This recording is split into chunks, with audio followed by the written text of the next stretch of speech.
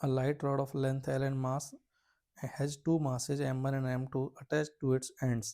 ये हमारे पास मान लो कोई L लेंथ की एक लाइट रॉड है, इसका खुद का कोई मास नहीं है और इसके एंड्स पर एक तो m1 मास है और एक m2 मास है।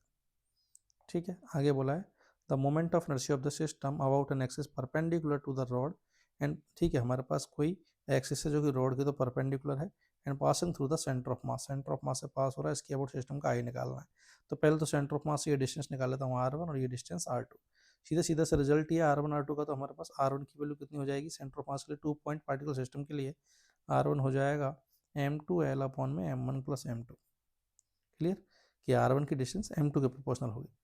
ठीक है, और यहाँ से r2 की वैल्यू कितनी हो जाएगी m1l अपॉन में m1 प्लस m2। बस सवाल खत्म। अब इस एक्सिस की अबाउट आउट आई निकालते हैं।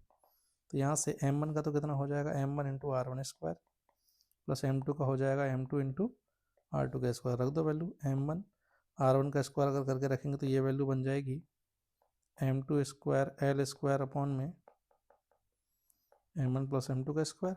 सिमिलरली m2 r2 का स्क्वायर अगर अपन करेंगे तो ये बन जाएगा m1 square l square upon में m1 प्लस m2 का होल स्क्वायर। अब इसमें से जो जो कॉमन आ रहा है एक बार ज़रा मैं कॉमन ले लेता हूँ। तो आई की वैल्यू आएगी m1 m2 कॉमन आ रहा है, एल स्क्वायर कॉमन आ रहा है, नीचे भी m1 प्लस m2 का होल स्क्वायर भी कॉमन आ रहा है। तो पहली टर्म में बच क्या गया m2 और सेकंड टर्म में क्या बच गया m1, इससे ये कैंसिल।